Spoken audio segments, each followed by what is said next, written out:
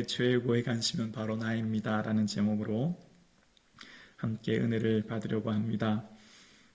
사랑하는 성도님, 하나님께서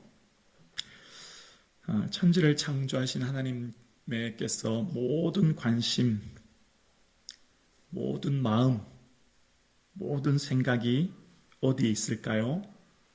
하나님 지금도 누구를 보고 계실까요? 바로 나입니다. 오늘 예배 드리시는 여기 계신 사랑하는 장로님, 권사님, 집사님이십니다. 하나님의 모든 생각, 관심, 중심, 목적이 바로 나를 향해 있습니다.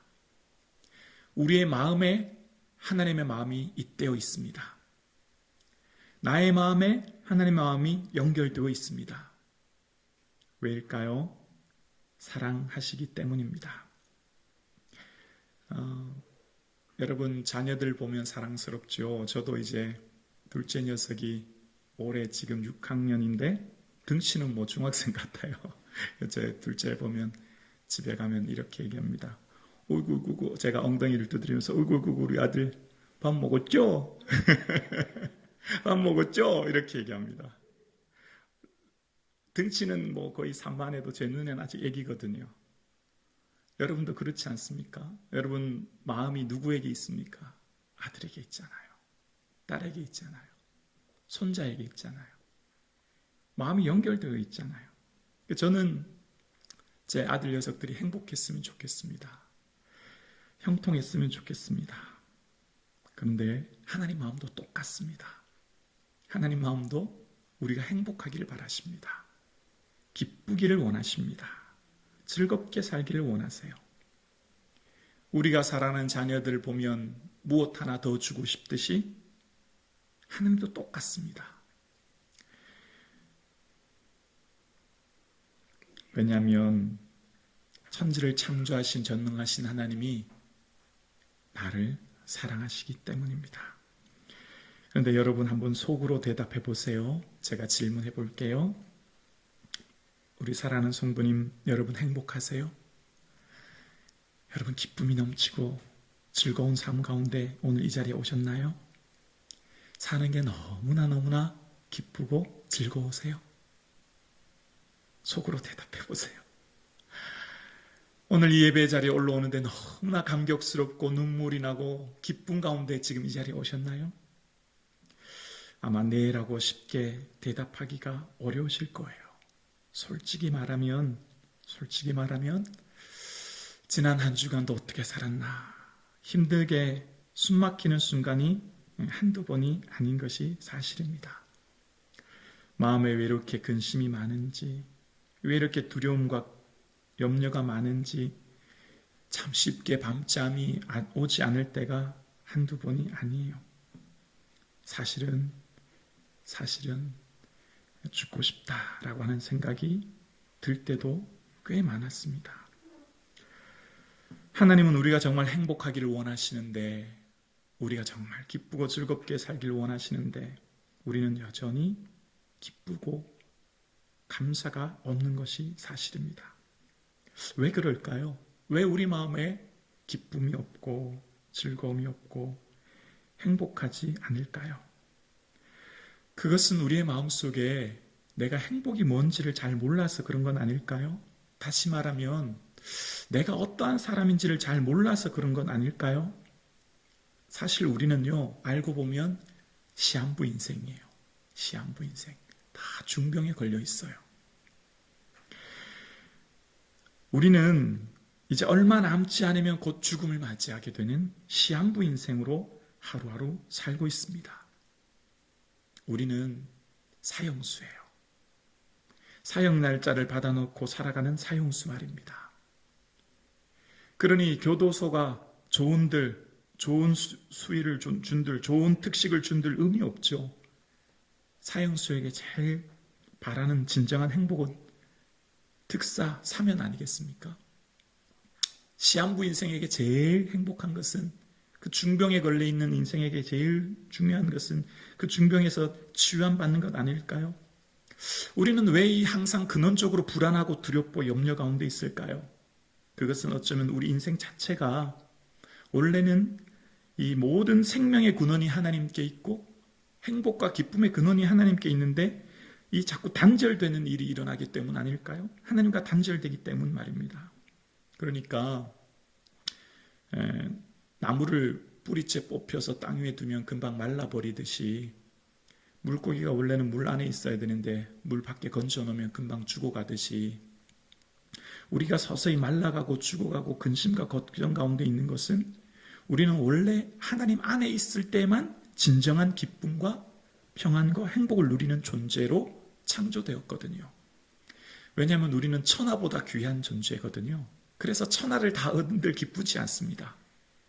그래서 솔로몬이 천하를 다 누려봤는데 뭐라고 말합니까?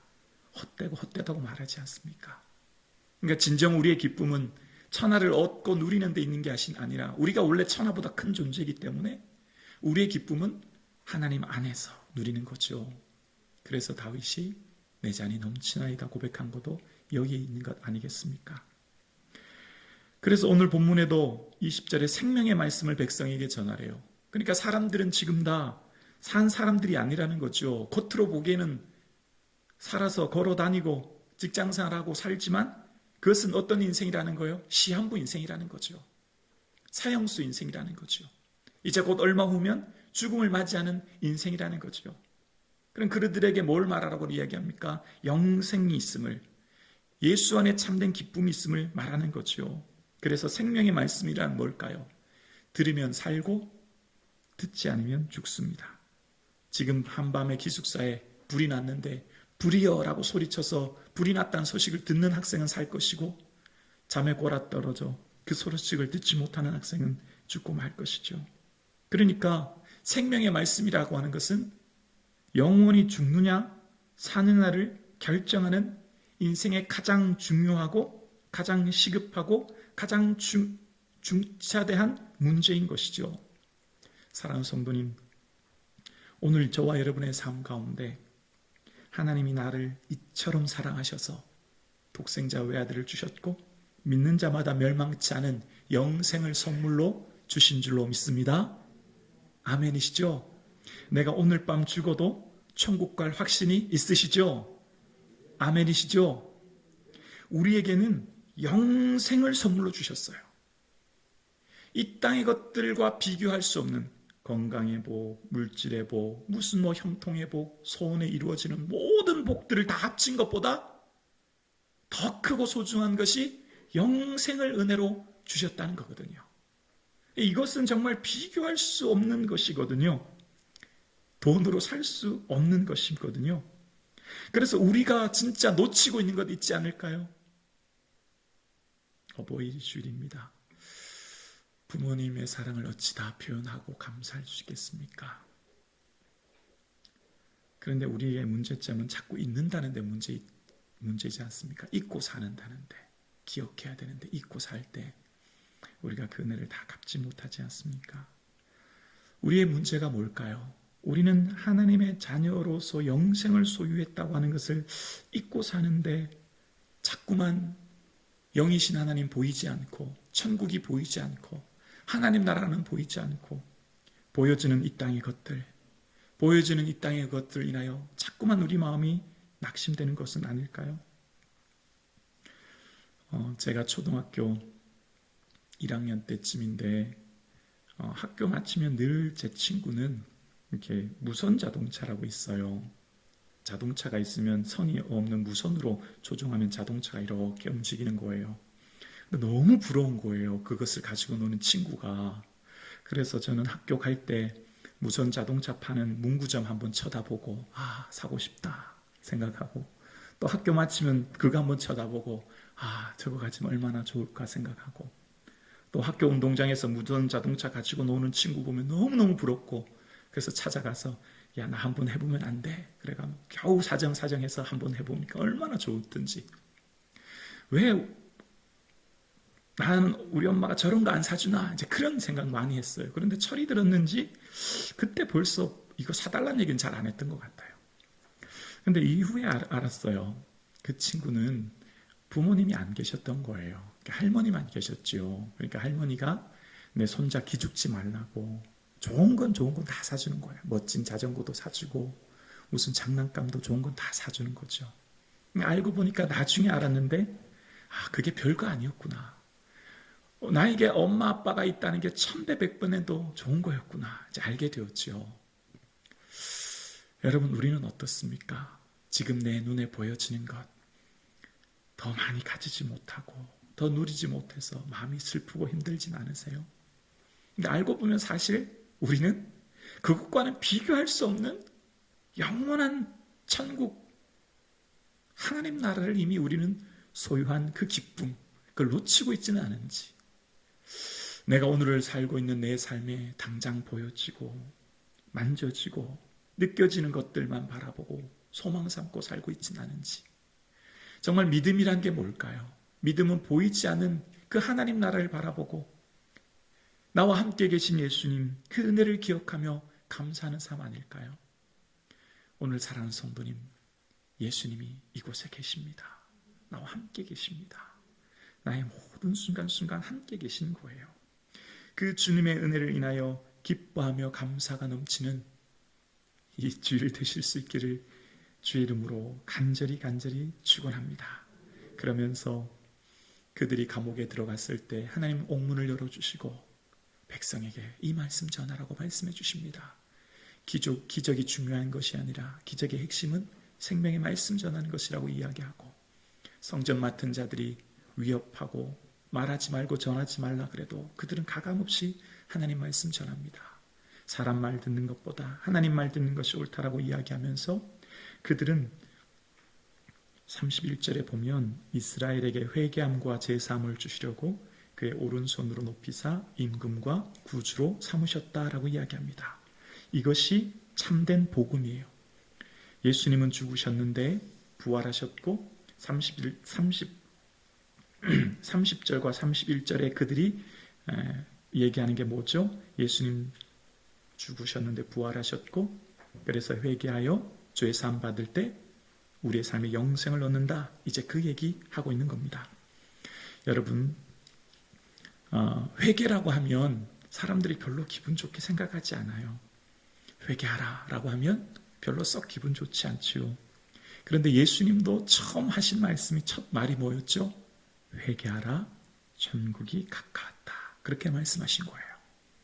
오늘 베드로 이 사도행전 2장 38절에 보면 너희가 회개하여 각각 예수 그리스도 이름으로 세례받고 제사함 얻으라. 그렇게 얘기합니다. 왜 회개가 중요할까요?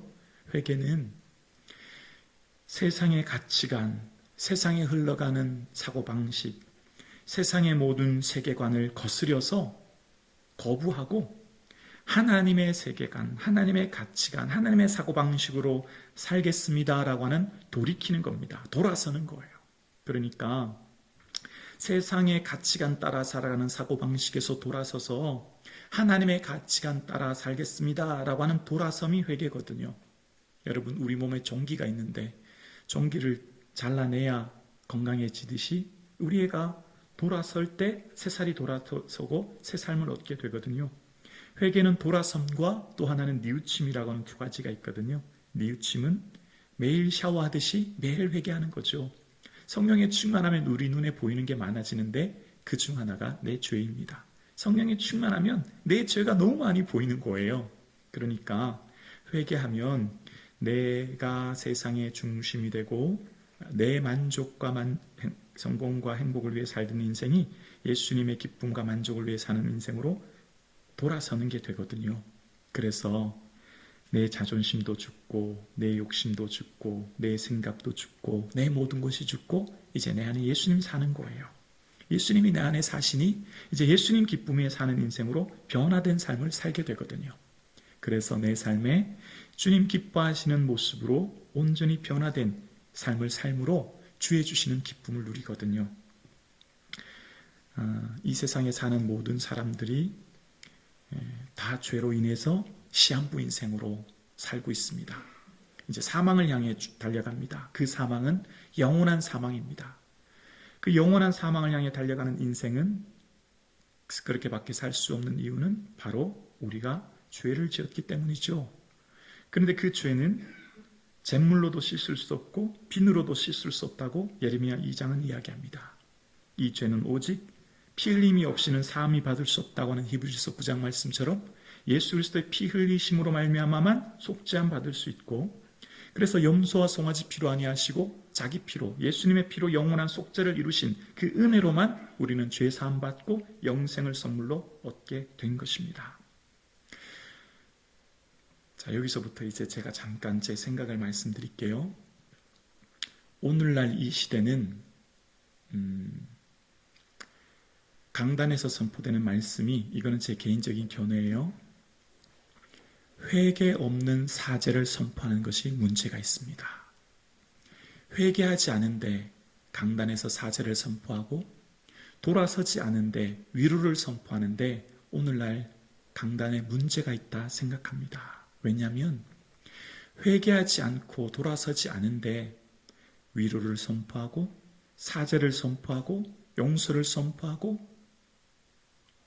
소망을 선포할 때 성도님들의 삶은요, 잠깐의 기쁨은 누릴 수 있으나 영원한 기쁨을 누리지 못하는 거예요. 설교하는 목회자는 늘 두 가지를 생각해야 되잖아요. 성도님들의 마음을 살펴야 되죠. 지금 이렇게 예배드리러 오신 성도님들 얼마나 마음이 힘들고 지칠지를 생각해서 성도님들의 마음을 살펴서 하나님이 주시는 위로를 선포하는 거지 않습니까? 그런데 중요한 게 있어요. 성도님들의 마음이 지치고 힘들다고 해서 무조건 회개하지 않고 돌아서지 않은데 위로만 선포하고 다 괜찮다고 하면 잠깐은 기쁠 수 있지만 그 기쁨이 오래 가지 않아요. 근원적인 기쁨과 자유와 평안함을 누리기 위해서는 하나님의 마음을 먼저 헤아려야 되는 거예요. 설교의 두 가지는 성도의 마음을 헤아림과 동시에 하나님 마음을 헤아려야 되죠. 하나님이 지금 우리를 보시면서 그 마음이 어떤지를 알아야 되지 않겠습니까? 그러니까 하나님이 지금 나를 보면서 하나님 마음이 무엇인지를 알고 살피고 말씀을 선포하는 게 참 중요하죠. 그래서 하나님의 마음이 우리를 보시면서 어떠한지를 늘 살피는 것이 설교자에게 있어서 매우 중요한 덕목입니다. 하나님이 우리를 보시면서 마음 아파하시고 통곡하시는데, 슬퍼하시는데 그것은 외면한 채 성도님들의 마음만 살핀다고 위로하고 소망하고 권면하면 그것은 오래가지 않습니다. 진정한 위로와 소망과 은혜는 하나님의 마음을 헤아리고 하나님이 지금 나를 보시면서 마음이 어떤지를 전할 때 진정한 위로와 소망이 넘치거든요. 요즘에 보면 무슨 힐링 토크 콘서트, 힐링 강연, 강연 수요, 이런 것들 많잖아요.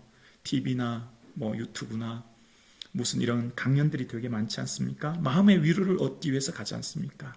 마음이 지친 사람들이 그런 토크 콘서트를 들으면 마음의 위로를 받아요. 근데 어때요?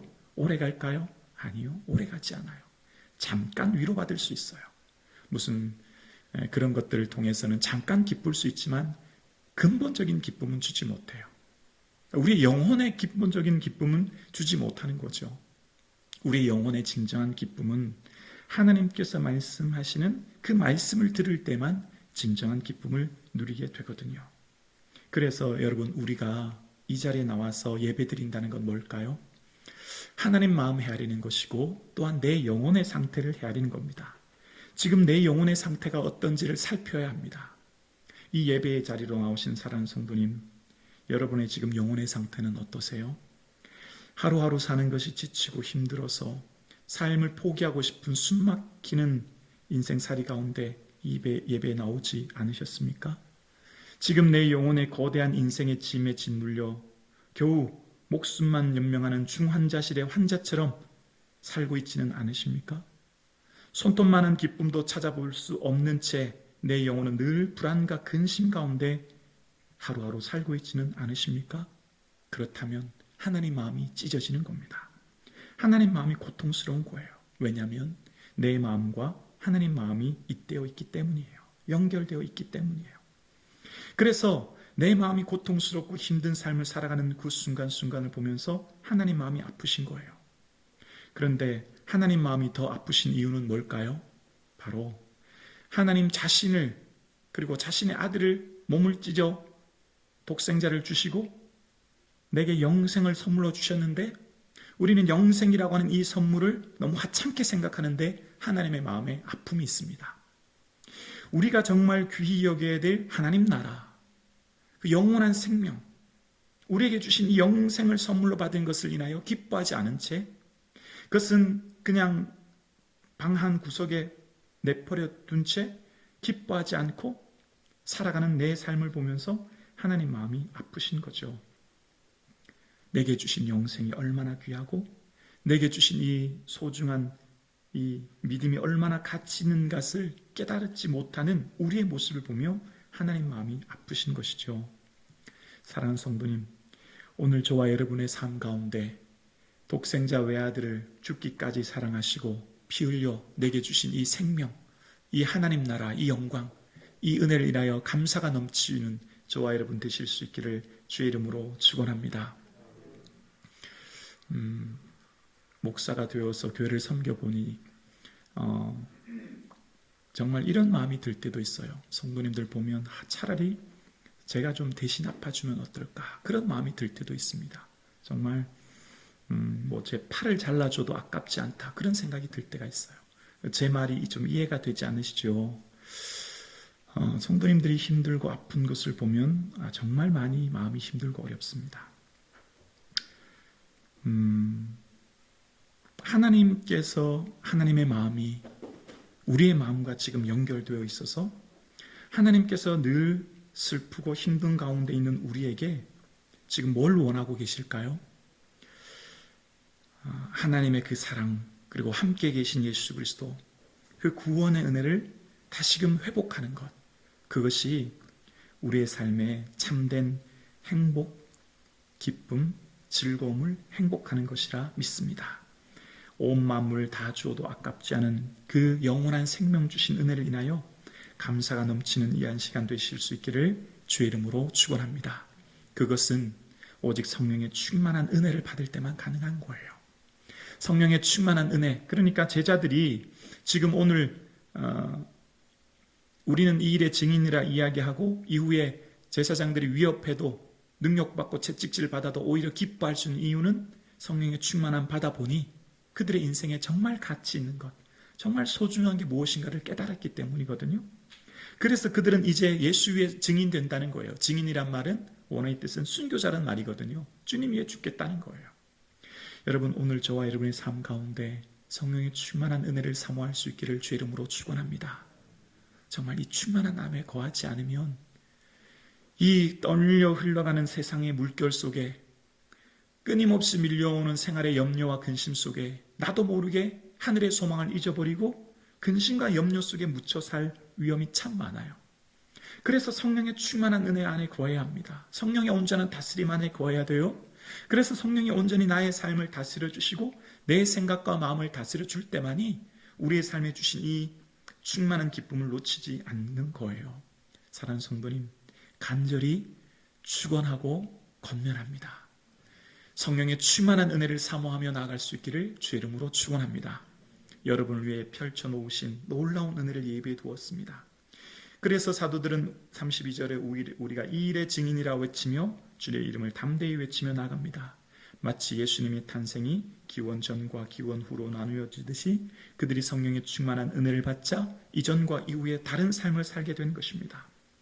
오늘 우리 교회가, 우리 모든 성도님들이 이 구원의 은혜를 누리시며 예수님의 증인되는 삶 사실 수 있기를 주의 이름으로 축원합니다. 한국 교회가 세상에 많이 염려가 되고 있는 것이 사실입니다. 그러나 분명한 것은 교회는 세상의 희망입니다.